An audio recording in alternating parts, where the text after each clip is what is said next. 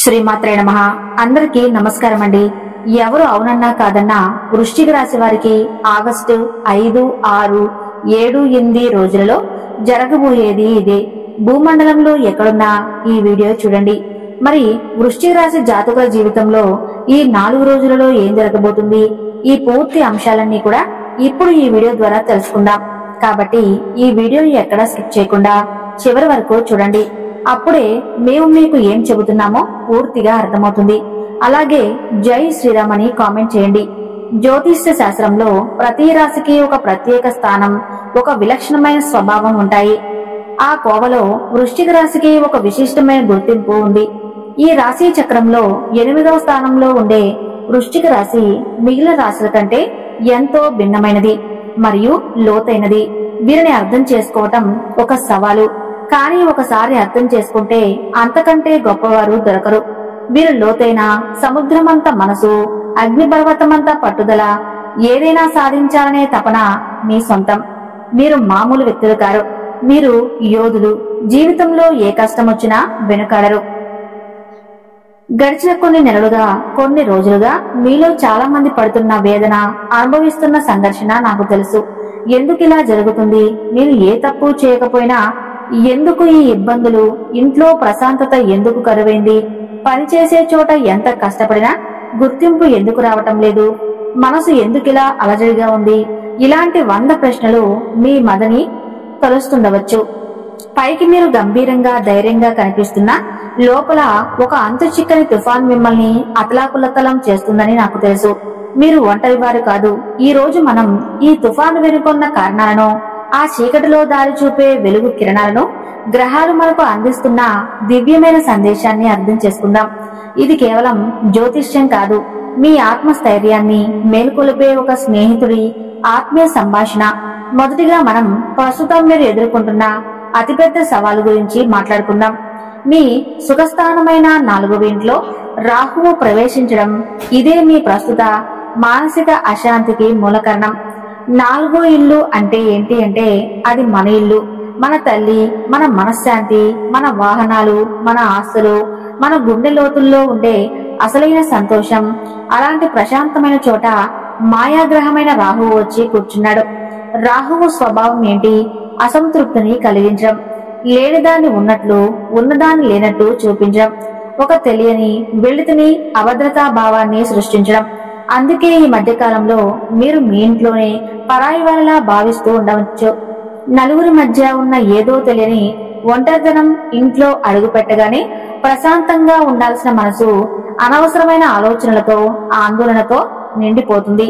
చిన్న మాటే పెద్ద గొడవకు దారితీయటం, తల్లితో అభిప్రాయ భేదాలు రావటం, లేదా ఆమె ఆరోగ్యం పట్ల ఆందోళన చెందటం వంటివి జరుగుతున్నాయి. ఇల్లు మారాలనే వాతావరణం నుండి ఎక్కడికైనా దూరంగా వెళ్లిపోవాలనో బలమైన కోరిక కలుగుతూ ఉంటుంది. వాహనాలు కూడా తరచూ ఇబ్బంది పెట్టడం, రిపేర్లకు రావటం జరుగుతూ ఉండవచ్చు. ఇది రాహువు సృష్టిస్తున్న మాయాజలం. ప్రశాంతమైన నీటిలో రాయి వేసి అలజడి సృష్టించినట్లు మీ మనశ్శాంతిని దెబ్బతీస్తున్నాయి. ఇక్కడితో ఆగలేదు. రాహువు తన ప్రత్యేక దృష్టితో మీ 8వ ఇంటిని, 10వ ఇంటిని, 12వ ఇంటిని చూస్తున్నాడు. 8వ ఇంటిని చూడటం వల్ల అప్పటికే అక్కడ ఉన్న గురువుతో కలిసి జీవితంలో ఆకస్మిక మార్పులను, ఊహించని సమస్యలను సృష్టిస్తున్నాడు. తెలియని భయాలు, రహస్య శత్రువుల బెడద వంటివి ఎక్కువయ్యాయి. ఇక 10వ ఇంటిని చూడటం వల్ల మీ ఉద్యోగ, వ్యాపార రంగంలో ఒక రకమైన అత్యాశను ఎంత సంపాదించినా, ఎంత సాధించినా ఇంకా ఏదో సాధించాలనే అసంతృప్తిని కలిగిస్తున్నాడు. ఈ ఉద్యోగం నాకు సరిపోదు, నా స్థాయి ఇది కాదు అనే భావనను పెంచుతున్నాడు. 12వ ఇంటిని చూడటం వల్ల అనవసరమైన ఖర్చులు, నిద్రలేమి, పీడకలలో, విదేశాలను వెళ్లడమే తీవ్రమైన కోరిక వంటి వాటిని కలిగిస్తూ ఉన్నాడు. చూసారా, ఒక రాహువు మీ జీవితంలోని ముఖ్యమైన రంగాలన్నింటినీ ఎలా ప్రభావితం చేస్తున్నాడో. అందుకే మీకు ఎటు చూసినా అశాంతి, అసంతృప్తి కనిపిస్తూ ఉన్నాయి. ఇది అంతర్గత సంఘర్షణ. అయితే బాహ్య ప్రపంచంలో అంటే మీ కర్మక్షేత్రంలో మరో పెద్ద యుద్ధమే జరుగుతుంది. దానికి కారణం మీ రాశాధిపతి, మీ శక్తికి ప్రతిరూపమైన కుజుడు మీ 10వ ఇంట్లో అంటే కర్మస్థానంలో సంచరించడం. ఇది ఒక రకంగా అద్భుతమైన యోగం. దీన్ని వృశ్చిక యోగం అంటారు. మీ అధిపతి మీ పని చేసే చోట ఉన్నాడు. అంటే మీ శక్తి మొత్తం మీ కెరీర్ మీదే కేంద్రీకృతమై ఉంది. మీరు సింహంలా పనిచేస్తున్నారు. మీలో అంతులేని ధైర్యం, పట్టుదల, నాయకత్వ లక్షణాలు పెరిగాయి. నేను ఏదైనా సాధించగలను అనే ఆత్మవిశ్వాసం ఆకాశాన్ని తాకుతుంది. మీ పనికి అడ్డు చెప్పే ధైర్యం ఎవరూ చేయలేకపోవచ్చు. మీరే బాధ్యతలన్నీ నెత్తిమీద వేసుకుని రేయింపవలు కష్టపడుతున్నారు. మీపై అధికారులు కూడా మీ పనితనాన్ని గమనిస్తూ ఉన్నారు. ఇది నాణానికి ఒకవైపు. ఇక రెండో వైపు చూస్తే ఇదే కుజుడు మిమ్మల్ని ఒక వార్తలిక్ గా మార్చేశాడు. విశ్రాంతి లేదు, కుటుంబానికి సమయం లేదు, మనశ్శాంతి లేదు. మీలో కోపం, ఆవేశం, దూకుడు విపరీతంగా పెరిగిపోయాయి. సహోద్యోగులతో, పై అధికారులతో కూడా చిన్న విషయాలకే గొడవ పడేంత ఆవేశం వస్తుంది. అంతా నేనే చేయాలి, ఎవరు సరిగ్గా పనిచేయటం లేదు అనే భావన మిమ్మల్ని తినేస్తుంది. ఈ విపరీతమైన పని ఒత్తిడి మీ ఆరోగ్యంపై కూడా ప్రభావం చూపుతుంది. తలనొప్పి, రక్తపోటు, నిద్రలేమి వంటి సమస్యలు ఎదురవుతున్నాయి. ఇక్కడే అసలైన సమస్య మొదలవుతుంది. కుజుడు తన ప్రత్యేక దృష్టిలో మీ మొదటి ఇంటిని, 4వ ఇంటిని, 5వ ఇంటిని చూస్తున్నాడు. మొదటి ఇంటిని చూడటం వల్ల మీలో ఆవేశం, దూకుడు ఇంకా పెరుగుతూ ఉన్నాయి. చూడటం వల్ల పిల్లలతో వాగ్వాదాలు, ప్రేమ వ్యవహారాలు చిక్కులు, పెట్టుబడుల విషయంలో తొందరపాటు నిర్ణయాలు తీసుకునేలా చేస్తున్నాయి. ఇప్పుడు అత్యంత కీలకమైన విషయాన్ని గమనించండి. కుజుడు తన 4వ దృష్టితో మీ సుఖస్థానమైన 4వ ఇంటిని చూస్తున్నాడు. అక్కడ అప్పటికే ఎవరున్నారో రాహువు. అంటే ఇప్పటికీ అశాంతితో రగిలిపోతున్న ఆ ప్రదేశంలో మీ అధిపతి అయిన కుజుడు తన అగ్ని లాంటి దృష్టితో మరింత ఆర్జ్యం పోస్తున్నాడు. అందుకే మీ ఇంట్లో ప్రశాంతత పూర్తిగా కరువైంది. మీరు ఆఫీసులో పడిన ఒత్తిడిని, కోపాన్ని, చిరాకును నేరుగా ఇంటికి తీసుకొస్తున్నాడు. దాని ఫలితంగా కుటుంబ సభ్యుల మీద అకారణంగా కోప్పడటం, చిన్న విషయాన్ని కూడా భూతద్దంలో చూసి గొడవపడటం జరుగుతుంది. అటు రాహువు సృష్టించిన మానసిక అలజడి, ఇటు కుజుడు రాజేస్తున్న కోపాగ్ని, ఈ రెండు శక్తుల మధ్య మీరు నలిగిపోతున్నారు. గత కొన్ని రోజులుగా మీరు పడుతున్న వేదనకు, సంఘర్షణకు ఇదే అసలైన ఖగోళ సమీకరణం.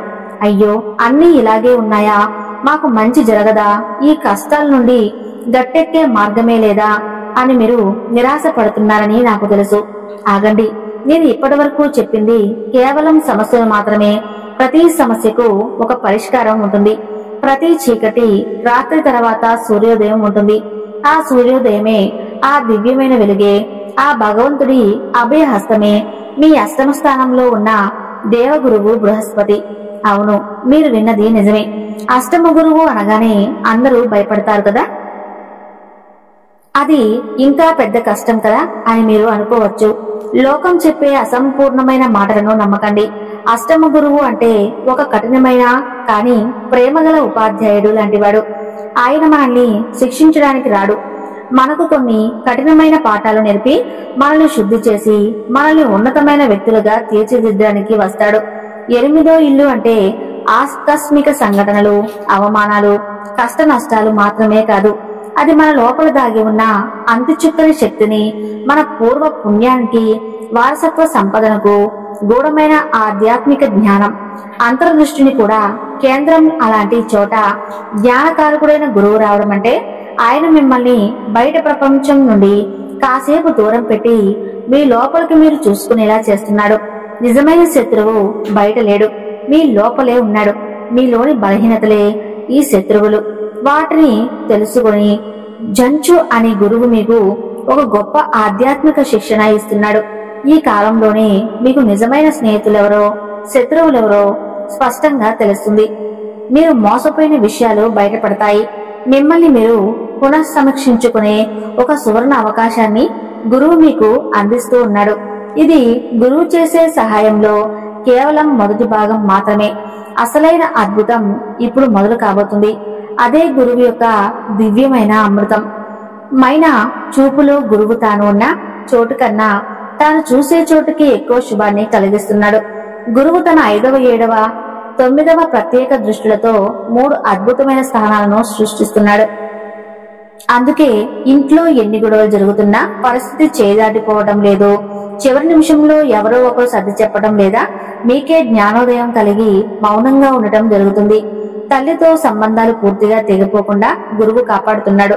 మీరు ఇల్లు లేదా వాహనం కొనాలనే ప్రయత్నంలో ఎన్ని ఆటంకాలు ఎదురైనా చివరికి గురువు అనుగ్రహంతో ఆ పని పూర్తవుతుంది. మీ గుండెల్లోని భారాన్ని, ఆందోళనకు గురువు చేసే తన శక్తితో మెల్లగా తొలగిస్తున్నాడు. మీరు గమనించినా గమనించకపోయినా ఒక అదృశ్య శక్తి మిమ్మల్ని, మీ కుటుంబాన్ని, మీకు మనశ్శాంతిని కాపాడుతూనే ఉంది. ఆ శక్తి గురుబలం. ఇప్పుడు మొత్తం చిత్రాన్ని ఒక్కసారి చూడండి. ఒకవైపు రాహువు, కుజుడు మిమ్మల్ని పరీక్షకు గురి చేస్తున్నాడు. మిమ్మల్ని కష్టపెట్టి ఒత్తిడికి గురిచేసి మీలోని శక్తిని, సహనాన్ని పరీక్షిస్తూ ఉన్నాడు. మరోవైపు గురువు ఒక రక్షకుడిలా, ఒక గురువులా మీకు అండగా నిలబడి మీ వ్యాయామాలను, మీ కుటుంబాన్ని, మీ మనశ్శాంతిని కాపాడుతూ ఉన్నాడు. ఇది ఒక ఆధ్యాత్మిక యుద్ధం. కుజుడు ఇచ్చిన శక్తిని పనిలో ఉపయోగించండి, కానీ ఆ కోపాన్ని ఇంటికి తీసుకురాకండి. రాహువు కలిగించే అసంతృప్తిని చూసి భయపడకండి. అది మిమ్మల్ని ఉన్నత స్థానానికి చేర్చడానికి కలిగించే ఒక తాపత్రయం అని అర్థం చేసుకోండి. అష్టమ గురువు ఇచ్చే కష్టాలను చూసి కుంగిపోకండి. అవి మిమ్మల్ని వజ్రంలా తీర్చిదిద్దడానికి పెట్టేసినా అని అనుకోండి. వృశ్చిక రాశి వారికి ఇది కొత్త ప్రారంభం మరియు ఓటమి నుండి విజయం యొక్క సంకేతం. ఈ గ్రహాల పరీక్ష నుండి మీరు బయటకు వచ్చినప్పుడు మీరు మునుపటి కంటే శక్తివంతంగా, జ్ఞానవంతంగా, ప్రశాంతంగా, మరింత దృఢంగా తయారవుతారు. మీ నిజమైన బలమేంటో మీకు తెలుస్తుంది. మీరు కేవలం తుఫానులో చిక్కుకున్న నావ కాదు, ఆ తుఫానునే శాసించే శక్తి మీలో ఉంది. మీ రాజ్యాధిపతి కుజుడి శక్తిని, మీ అంతరాత్మలో ఉన్న గురువు నాలెడ్జ్ ని ఉపయోగించుకోండి. ధ్యానం చేయండి, హనుమంతుడిని తలుచుకోండి, పెద్దల మాట వినండి. మీ రాశికి అధిపతి కుజుడు అంటే అంగారకుడు. ఆయన అగ్ని లాంటి వాడు. మీలో ఉండే ఆవేశానికి, పట్టుదలకి ఆయనే కారణం. ఆసక్తిని సరైన దారిలో పెట్టడానికి, ఆయన అనుగ్రహం పొందడానికి ఆంజనేయ స్వామిని మించిన దైవం వేరు. ప్రతి మంగళవారం వీలుంటే దగ్గరలోని హనుమాన్ గుడికి వెళ్ళండి, లేదా ఇంట్లోనే ఉండి ఒక్కసారైనా హనుమాన్ చాలీసా భక్తిగా చదువుకోండి. గట్టిగా అరవాల్సిన పని లేదు. మనసులో ఆయన రూపాన్ని తలుచుకొని చదివినా చాలు. మీలో ఉండే అనవసరమైన కోపాన్ని, ఆవేశాన్ని తగ్గించి దాన్ని పని మీద పెట్టే శక్తిని ఆయన ఇస్తాడు. అలాగే సుబ్రహ్మణ్యేశ్వర స్వామి ఆరాధన కూడా మీకు అద్భుతంగా పనిచేస్తుంది. మీ శక్తి కొద్దీ మంగళవారం రోజు కందిపప్పు దానం చేయటం వల్ల కూడా కుజగ్రహం శాంతిస్తుంది. ఇక రెండో విషయానికి వస్తే, ప్రస్తుతం మీ 5వ ఇంట్లో శనిదేవుడు ఉండటం వల్ల పిల్లల విషయంలో, చదువులో, పనుల్లో కొంచెం ఆలస్యం, ఆటంకాలు వస్తూ ఉంటాయి. శనిదేవుడికి సేవ అంటే చాలా ఇష్టం. అందుకే ప్రతి శనివారం మీ శక్తి కొలది పేదవారికి అన్నం పెట్టడం, ముసలివారికి సహాయం చేయటం, మూగజీవులకి ఆసరాగా ఉండటం, నువ్వులతో చేసిన పదార్థాలను దానం చేయటం చాలా మంచిది.